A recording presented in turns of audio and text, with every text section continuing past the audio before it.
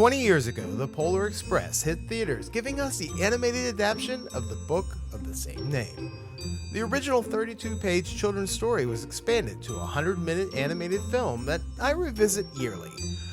The film used motion capture for the animation and at the time was impressive looking. Well, sort of. The character's eyes are soulless, bringing the term uncanny valley into my vocabulary. But there are far more disturbing things than the terrifying kid's eyes. Let's board the train and identify the essential 7 disturbing parts of the Polar Express. The Glasses Kid. Let's start with the obvious. The kid with glasses, or as he's credited in the film as the know-it-all boy, is by far the most annoying kid you'll ever want to meet. 5 minutes to midnight. Hey, what gives? It was 5 minutes till midnight 4 minutes ago. Exactly. He is voiced by Eddie Deezen, known for playing nerdy characters such as Malvin from War Games and Eugene from Grease. He is also an accomplished voiceover artist, voicing the Mandark from Dexter's Laboratory. The know-it-all boy quickly gets under your skin and would have been better served to play a more diminished role. Boy, that guy sure likes to show off with his ticket punch. Look at that wise guy punched on my ticket. L.E. What the heck does that mean? Stop 100. The message. The overall message in the Polar Express is to have faith and believe in something. The kids who board the magical train ride to the North Pole all stop believing in Santa at some point.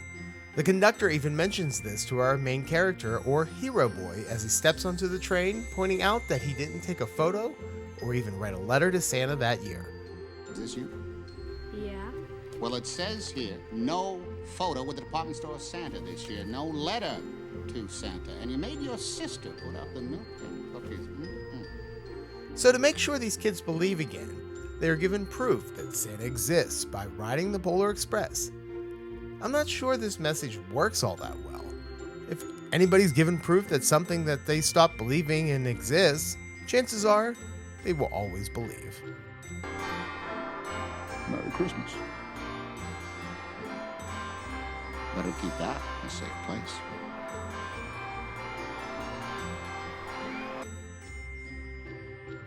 The number of train cars.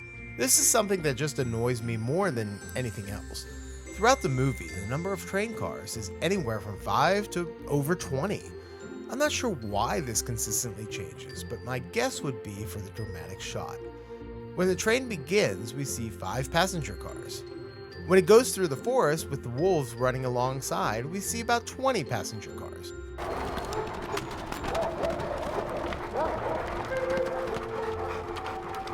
But the worst is when the train winds around the mountain and arrives at the North Pole. I can't even guess how many there are.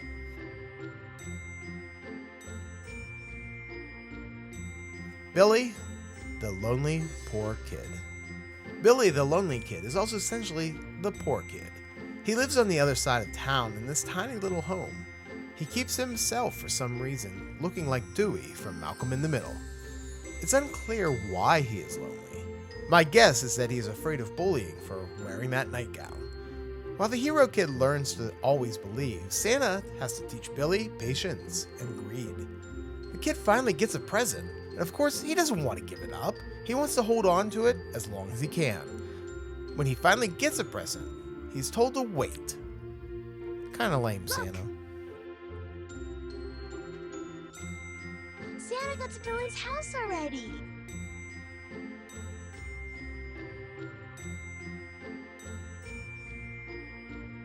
Lack of responsibility by the conductor.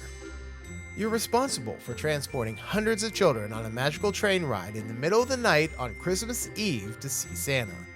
You watch them board and know they're supposed to be picked up, but when they don't have a ticket, the conductor becomes Indiana Jones tossing a Nazi out of the blimp. Tickets, please. Boss.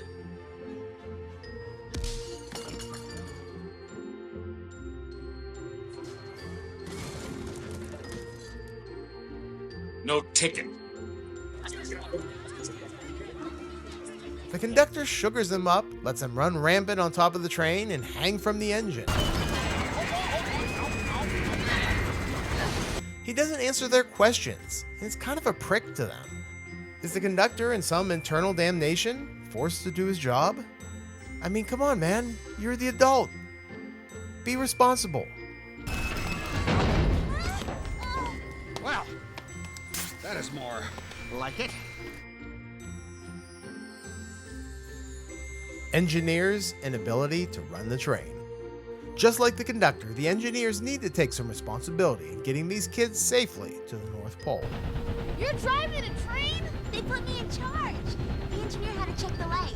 This isn't the engineers' first time operating the train on this run, so why don't they know to slow down before hitting the roller coaster-like track going down the mountain? Where are the maintenance crews to make sure the tracks don't freeze over? Santa needs to take some responsibility and hire some better workers. Oh, I just thought of something. I wonder if they're unionized.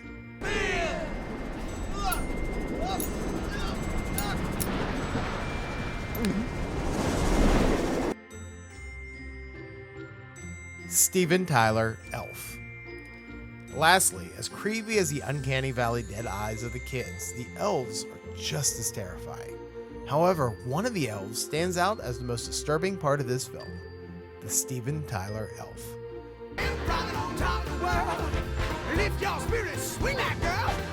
On Rockin' on Top of the World and gave us this unsettling vision of an elf that looks like the Aerosmith frontman singing on a unicycle for some reason.